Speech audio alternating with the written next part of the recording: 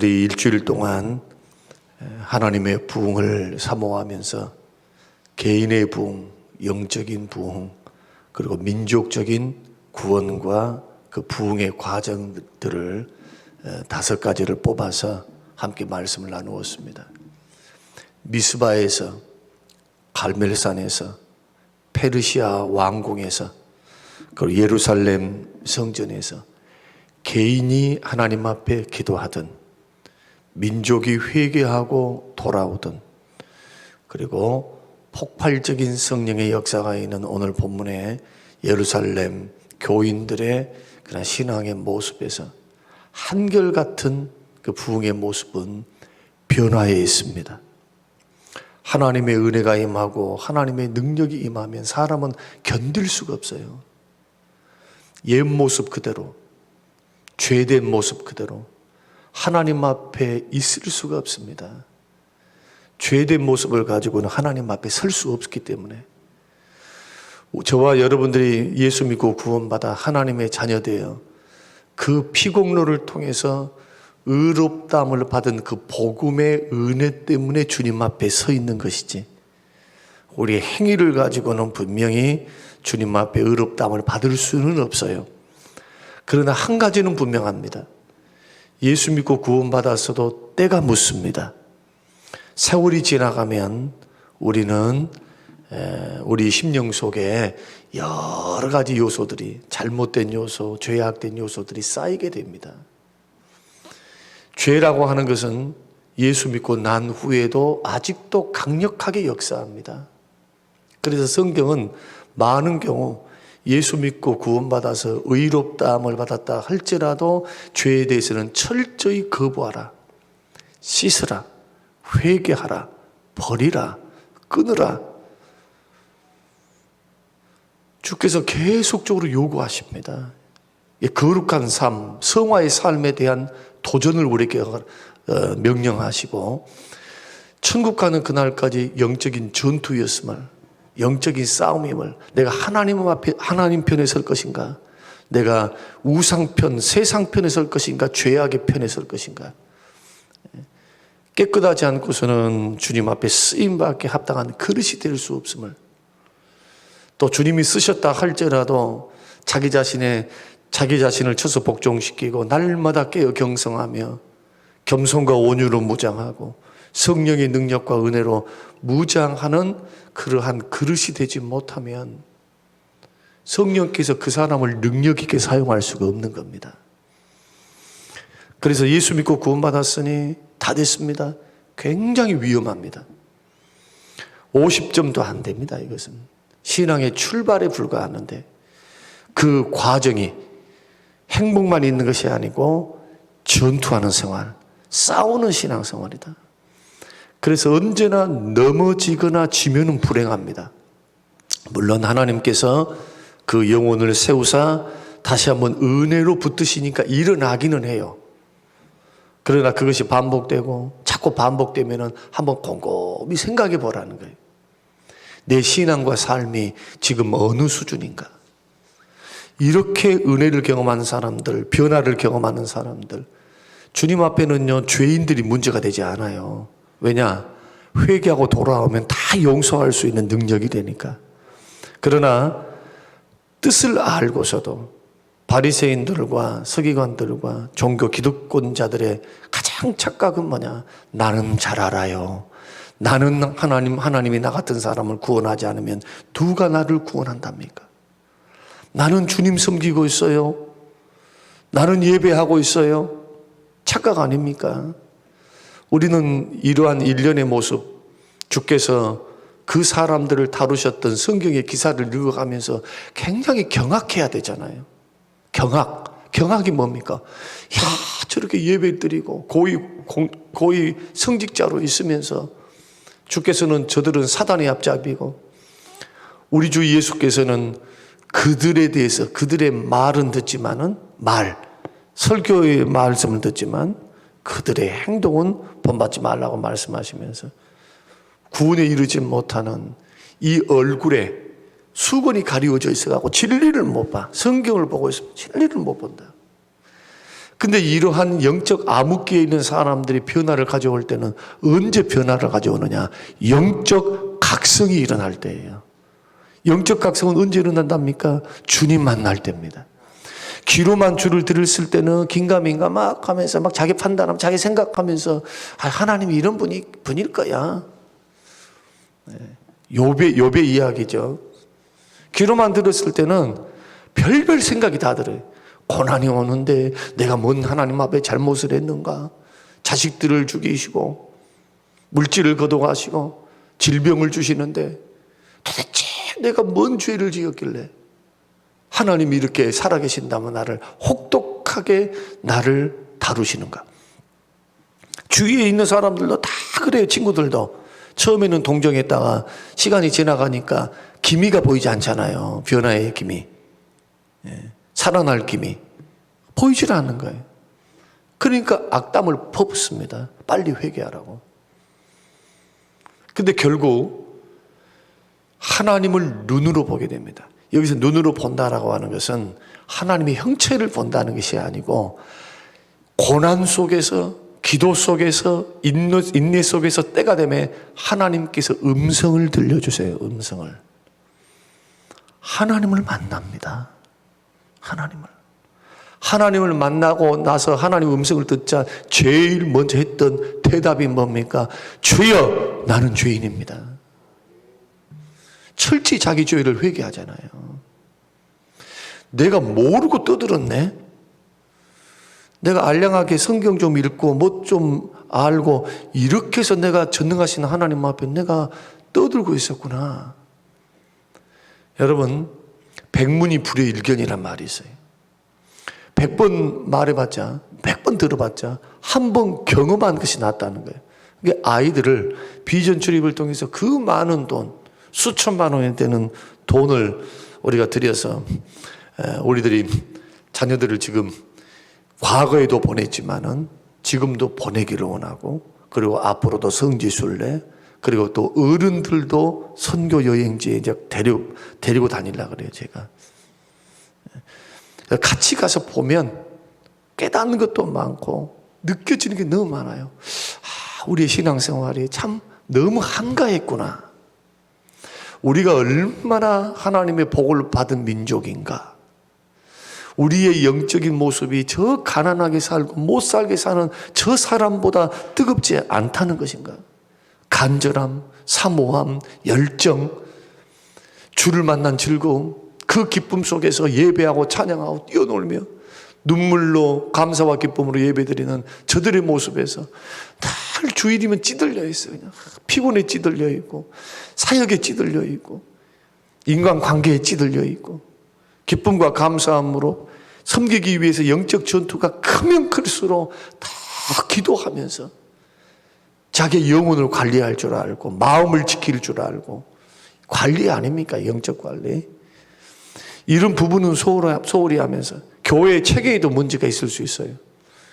너무나 많은 사람에게, 너무나 한 사람에게 많은 짐을 지어주는 것은 참 바람직하지 못하다. 이런 일련의 모든 문제들 앞에서 우리들이 오늘 본문의 말씀을 대해야 합니다. 정말 영적인 부흥이 있기를 원하면, 영적 각성이 있기를 원하면, 교회가 부흥되기를 원하면 1차적인 원인자는 하나님이십니다. 부흥은 누가 일으키시는가? 하나님이 일으키시는 거예요. 하나님께서. 우리의 열심도 사용하시지만 1차적으로 부흥은 하나님이 하십니다. 사람이 어떻게 변한답니까? 사람이 예수 믿고 나서도 그렇게 안 변하는데, 오죽했으면 20년 30년 믿고 난 후에 하나님을 만나고 난 사람들이 고백이 그거잖아요. 나는 20년 30년 헛믿었다, 모르고 믿었다. 뭐 몰라도 뭘 몰랐다는 겁니까? 하나님 말씀을 몰랐다는 것입니까? 그렇지 않죠. 하나님 말씀은 알았지요, 들었지요.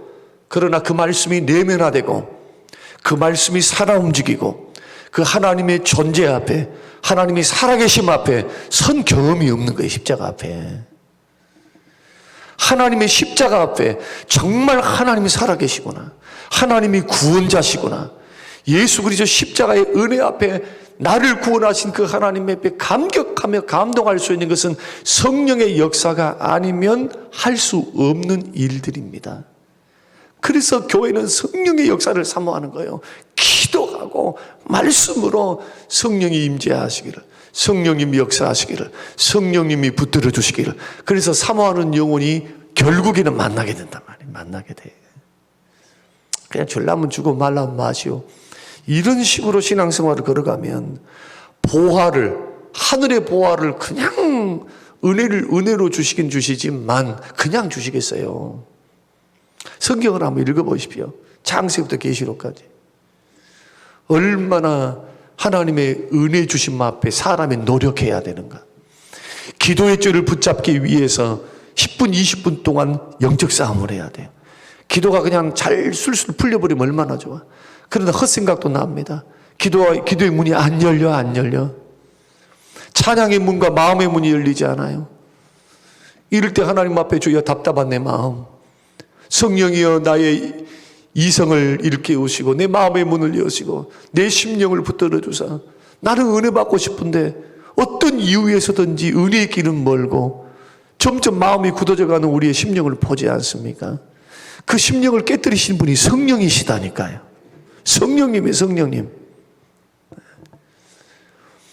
그래서 이러한 부흥은 전적인 하나님을 바라보며 성령의 역사를 기대하며 하나님께서 우리를 통해서 일해 주시길, 이러한 원리를 통해서 하나님은 사람을 사용하시기 때문에 목사들은, 그리고 주님 앞에 쓰임받기를 원하는 사람들은 처음도 마지막도 주님의 역사, 성령의 역사를 사모하는 거예요. 그래서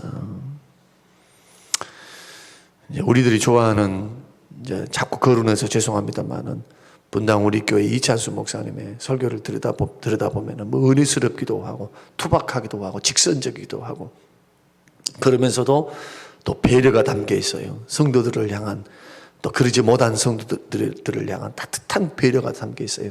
이 모든 것들이 다 아마 포함되어 있다, 저는 그렇게 생각을 하는데, 늘 강조하는 말씀이 그 말씀이 저는 굉장히 공감합니다. 교회가 숫자가 많아졌든 많지 않든 그것과는 상관없이 하나님 앞에서 영적 부흥을 이루고 개인 경건 생활에 승리하며 주신 사명과 사역을 목사뿐만 아니라 각자가 받는 거니까, 각자가 주님 앞에 받은 은사, 주님 앞에 받은 소명을 각자가 이루어서 교회의 등치가 되고 교회의 부흥이 일어나고 개인의 역사를 통해서 부흥이 일어나는 거죠. 이뤄갈 때 나는 꿈에도 내가 이렇게 큰 교회를 이루고 폭발적인 부흥을 이룰 줄은 생각을 못했다. 오카노 목사님도 그 말씀하셨어요. 칼 세미나에서 나는 한 번도 이런 숫자적인 부흥을 꿈꾼 적이 없다. 나는 생각해 본 적도 없다. 단지 하나님 말씀의 원리를 따라 제자 훈련을, 평신도를 일깨워서 그들에게 소명을 주신 그 하나님, 사명을 주신 하나님, 복음 전도와 교회 세우라, 선교와 열방과 민족을 품는 그 사명을 일깨우는 데에 기도하고 말씀으로 부지런히 가르친 것밖에 없는데, 하나님은 축복의 일환으로서 우리 교회에 부흥을 주셨고 폭발적인 그러한 은혜를 허락하셨다. 한국교회 5만 개 교회에서 몇 프로나 거기에 해당되겠습니까? 많은. 그러나 각자의 위치, 시골이면 시골, 중소도시면 중도도시, 대도시면 대도시, 어떤 곳에 있든지 하나님의 역사는 동일해요. 하나님의 역사는. 그래서 오늘 부흥을 주옵소서, 오늘 본문의 말씀을 의지해서 부흥을 주시는 그러한 이유를 오늘 본문은 세 가지로 설명을 하는데, 첫 번째는 뭐냐? 폭발적인 부흥의 역사는 하나님의 능력이 예루살렘 교회에 임했기 때문입니다. 성령의 역사는 뭘 동반하느냐? 능력을 동반합니다. 그래서 너희가 성령의 권능을 받으면, 오직 성령의 권능을 받으면 예루살렘과 온 유대와 사마리아와 땅끝까지 내 증인이 되라 할 때, 이 능력이 다이나마이트, 헬라어로 다이나마이트, 영어로 다이나마이트, 다이너마이트 어떻습니까? 뭐 조금만 뭐 그렇게 크지 않는 그 폭발물인데 그것을 바위에다가 딱 속에다가 두게 되면은 바위를 깨뜨려 버려요. 폭발적인 능력을 말합니다. 그 표적과 기사가 막 일어나요. 여기서 주의해야 될 것은 뭐냐? 성령의 능력이 나타나면 무조건 표적과 기적이 날마다 나타나야 되는가? 그렇지 않습니다. 그래서 하나님의 부흥은 하나님이 주도하신단 말이에요. 그 말이에요. 표적과 기적은 한시적으로 나타납니다. 어떨 때 나타나느냐? 하나님께서 부흥을 일으키실 때, 그 지역을 살리실 때, 그 지역을 하나님께서 주께로 돌아오게 하실 때 막 기적이 일어나요. 지금도 선교지에는 기적이 일어납니다. 개척교회는 지금도 기적이 일어나요. 저도 개척교회를 하면서 많은 기적을 체험했어요. 많은 기적을. 어디서 그런 힘이 날까? 기도를 하면 그 사람의 속이 읽어져요. 손대고 기도하면. 그리고 그들의 아픔이 느껴지니까 함께 울게 돼요. 강단에 올라갈 때마다 눈물 흘리며 하나님의 눈물의 은혜를 주셨습니다. 눈물의 은혜. 그때마다 하나님은 하나님의 백성들을 살려야 나 때문이 아니라 구원받아야 할 그러한 불쌍한 영혼들, 예비된 영혼들을 세우고 살리기 위해서, 교회를 세우기 위해서 하나님께서 능력으로 역사하더라는 거예요. 병고침의 역사는 야고보서 5장에 말씀하는 것처럼 기도응답의 결과로서 지금도 일어납니다. 여러분 믿습니까? 야고보서 5장에 믿음의 기도는 역사하는 힘이 많으니라. 우리는 이 말씀 믿으셔야 돼요. 우리는 일반 은총을 통해서, 병원에서 의사를 통해서, 이것도 다 하나님의 은혜 아닙니까? 하나님의 것을 가지고 사람이 발견하고 지혜를 받아서 지금 합성을 하고 유에서 물을 창조하는 것이 아니죠. 유에서 유를 창조하는 거예요. 하나님이 주신 물질, 식물, 이것을 통해 인간의 몸에 이로운 것을 발견하게 되고, 이러한 역사들, 이것은 다 근본을 따지자면은 태초에 천지를 창조하신 그 하나님의 일반 은혜를 통해서 주시는 역사니까 누리십시오. 예수 믿는다고 약을 안 먹으면 안 돼요. 의사 찾아가야 돼요. 하나님이 주신 은혜의 역사입니다. 여기에 특별한 역사, 기적적인 역사, 하나님이 기도하면은 그 사람의 심령을 세우시고 그 심령뿐만 아니라 육체를 고치시고, 성경은 계속해서 우리에게 약속하십니다. 그래서 부흥을 일으킬 때는 성령의 능력, 하나님의 능력이 강력하게 회개의 역사로 그 심령의 변화, 생각의 마음에 도전해 오시면서도 육체적으로는 뭘 가시적으로 보이시느냐? 표적과 기적이 일어나는 거예요. 병 고침의 역사가 일어나요. 병 고침의 역사. 그래서 부흥을 위해서 기도할 때 성령의 능력 달라고 기도하셔야 돼요. 이게 첫 번째요. 두 번째는 12절 말씀 보면은 믿는 사람이 다 마음을 같이하여 솔로몬 행각에 모였다. 열심히 모였기 때문입니다. 은혜롭고 부흥이 일어나니까 모이기도 합니다. 은혜로우니까, 성령의 역사가 일어나니까 막 사람들이 견딜 수 없는 거예요. 영적인 목마름, 영적인 곤고함을 가지고 있던 사람들이 막 몸된 교회 앞으로 나옵니다. 이것은 일면 목사의 책임일 수도 있어요. 어떤 의미에서는 말씀을 잘 준비해서 말씀이 말씀되게 하고 하나님이 하나님 되게 하는 이러한 역사에 헌신하고 기도하고 준비하고 충분히 성령의 능력 앞에 이제 예배가 은혜롭게 진행될 수 있도록 하는 것은 목사의 가장 큰 사명입니다. 그것과 더불어서 저와 여러분들이 할 수 있는 일은, 지금 안 되니까, 은혜가 없으니까 모이지 맙시다. 고난이 왔으니까 다 모이지 마십시다. 초대교회 사람들은 부흥이 일어나도 그 부흥은 반드시 뭘 동반했느냐? 시험과 고난을 동반해서 받았습니다. 부흥이 일어나도 사단의 역사는 더 펄쩍펄쩍 뛰었어요. 펄펄 날았어요. 부흥하고 하나님 역사하는 것만큼 사단의 역사도 강력하게 나타났다고요. 강력하게. 사도들을 다 잡아 죽이려고 했잖아요. 근데 그때마다 성도들은 가정에 모여서 기도하고, 감옥에 갇혀 있었던 사도들도 하나님 앞에 기도하고, 하나님께서는 기도를 들으사 능력으로 감옥에서 나오게 하시고,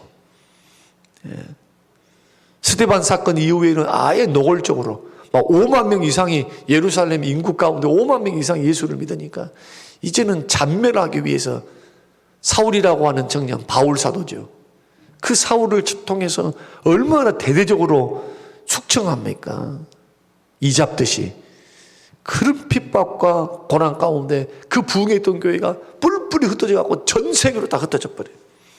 가는 곳마다 물론 복음을 증거하지만요. 그러니까 부흥에는 사단의 역사도 강력히 나타나는데 이길 수 있는 방법은 모여서 기도하는 거예요. 모여서 기도하는 거. 얼마나 감사합니까? 모여서 기도한다고 잡아갑니까? 모여서 기도한다고 우리 핍박합니까? 모여서 기도하면은 이제 공산국가에서는 모여서 기도하고 예배할 때는 반드시 공산주의 10대 강령, 시진핑 10대 강령을 해야 되고, 또 다른 공산국가에서는 반드시 공안이 나와가지고 먼저 국민은혜와 같은 공산주의 의례를 한 다음에 예배를 드려야 돼요. 예배 드리려면 그렇게 해야 돼요. 일제강점기로 말하면 이것과 같아요. 신사참배를 해놓고 예배를 드려. 얼마나 괴롭겠어요. 힘들겠어요. 오늘 저는 여러분의 개인의 영적 부흥이 되든, 또 온 가족이 믿음으로 하나 되는 가정이 되든, 교회의 부흥을 위해서 우리들이 정말 헌신해서 주께서 그 마음을 나에게 품게 하사 정말 우리 교회가 살아서 열방과 민족을 세우고 다음 세대가 힘있게 일어나서 교회가 교회를 개척하고 센터를 짓고 어려운 목회자들을 돕고, 저는 한국에 있는 어려운 목회자들을 돕고 싶어요. 처음에도 제가 그렇게 말씀드렸잖아요. 선교하는 분들은 많아. 그러나 한국도 이제는 선교지예요, 선교지. 비니핀 VV 현상. 교회가 교회를 돌보지 않으면 교회는 없어질 교회들이 너무 많고, 고통받는 목회자들 너무 많고, 그들이 위로받아야 할 곳은 믿음의 형제들을 통해서 받을 것인데, 사모님들은 일을 하지 않으면 먹고 살 수가 없어요. 어제도 수원 제1교회 총회에서 시행하는 이제 임원이기 때문에 교육을 받고 왔는데, 수원 제1교회가 상당히 크더라고요. 굉장히 큰 교회인데 그 교회 표도 그러시더라고요. 돕는, 약간 돕는, 자꾸 섬기고, 영적으로 성장해서 열방과 민족을 섬기는 교회. 성장해서 섬기는 교회.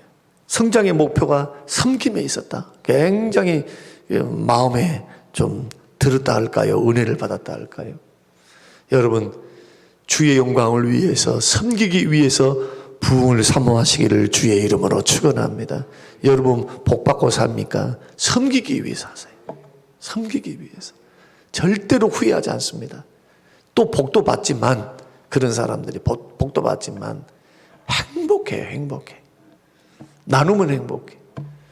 저는 부족합니다만은 하여튼 가면은 먼저 밥 살라고, 먼저 뭐 하려고,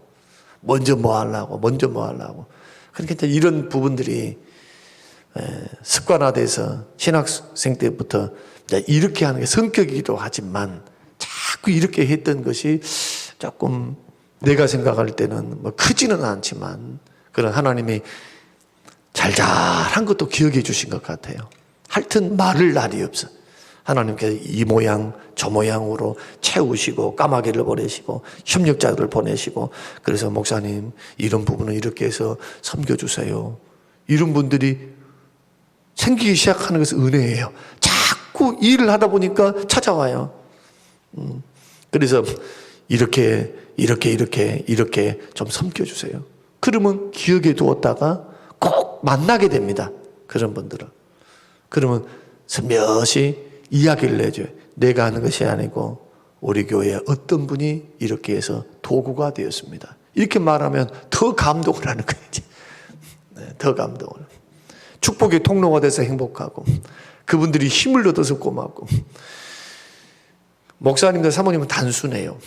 정말 어려울 때 도움을 받으면요, 두 손을 꼭 잡아.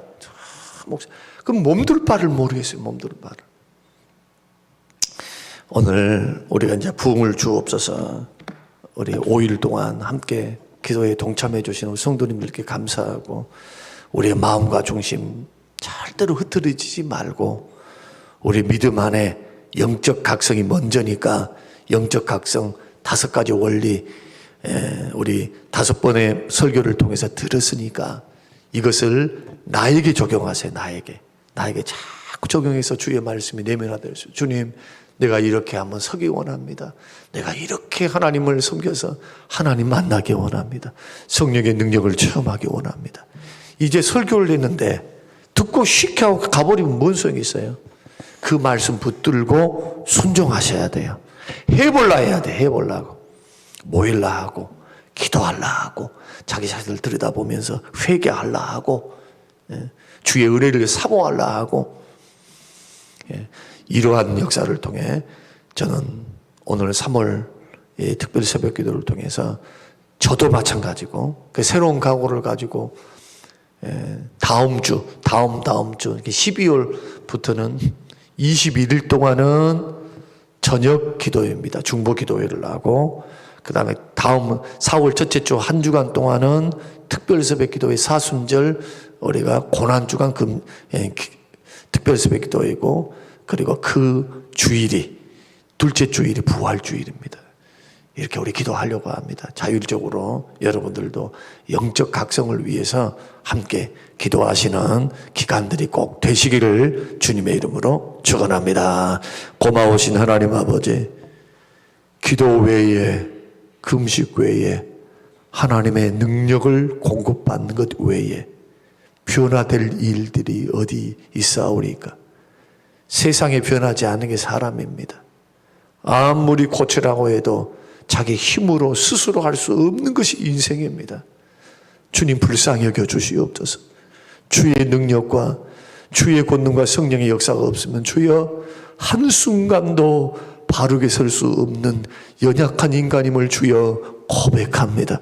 주의 은혜로 붙드시옵소서. 성령으로 충만케 하옵소서. 죄를 멀리하게 하옵소서. 얽매기 쉬운 죄, 무거운 짐을 벗어버리고 믿음의 주여 온전케 하신 주를 바라보며 믿음에 경주하게 하시고, 거기에 성령의 능력과 충만함으로 우리에게 힘주시고 은혜를 더하여 주시옵소서. 감사드리며 예수님 이름으로 기도합니다. 아멘.